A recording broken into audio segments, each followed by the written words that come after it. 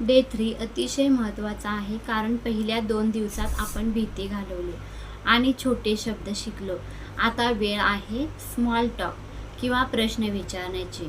जेव्हा आपण कोणाशी तरी बोलतो तेव्हा फक्त स्वतःबद्दल सांगून चालत नाही, समोरच्याला प्रश्नही विचारता आले पाहिजेत. नमस्कार.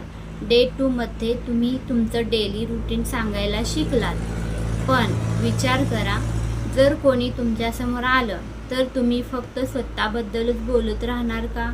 नाही ना. संवाद पुढे नेण्यासाठी आपल्याला प्रश्न विचारता आले पाहिजेत. अनेकदा आपल्याला उत्तर माहिती असतात, पण प्रश्न कसा विचारायचा हेच कळत नाही.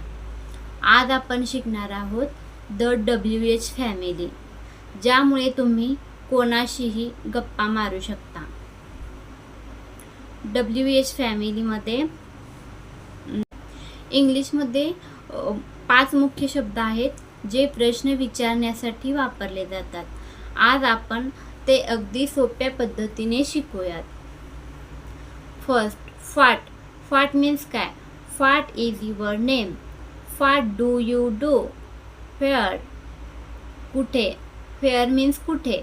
Wear do you live? Where is the office? When. When means कधी. When is your birthday?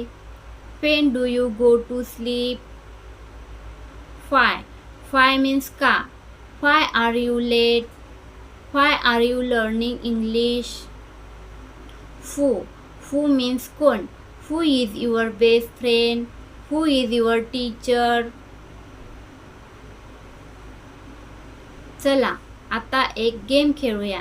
मी मराठीत प्रश्न विचारेन, तुम्ही तो इंग्लिशमध्ये मनातल्या मनात किंवा जोरात बोलायचा प्रयत्न करा. तू कुठे आहेस?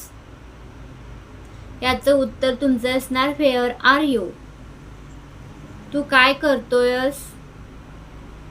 तुमचं उत्तर व्हॉट आर यू डुईंग असं आहे, तर बरोबर आहे. ती कोण आहे? हू इज शी? किती जणांचं बरोबर आलेलं आहे? प्रेक्षकां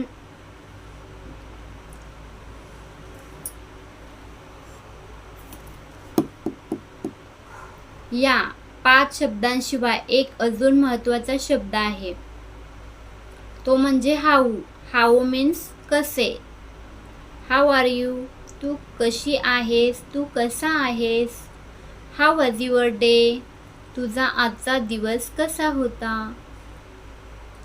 हा प्रश्न विचारल्यामुळे समोरच्या व्यक्तीला वाटतं की तुम्हाला बोलण्यात, त्यांच्यासोबत संवाद करण्यासाठी रस आहे आणि बोलणं पुढे जातं. आजचा होमवर्क.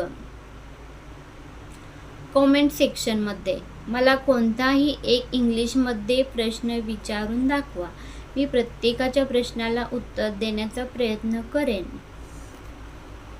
जर आजचा डे 3चा व्हिडिओ आवडला असेल तर चॅनेलला सबस्क्राईब करा आणि तुमच्या त्या मित्राला शेअर करा जो इंग्लिश बोलायला घाबरतो.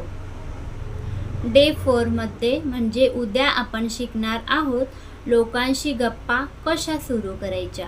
How to start a conversation. How to start a conversation. भेटूया उद्या. Keep practising.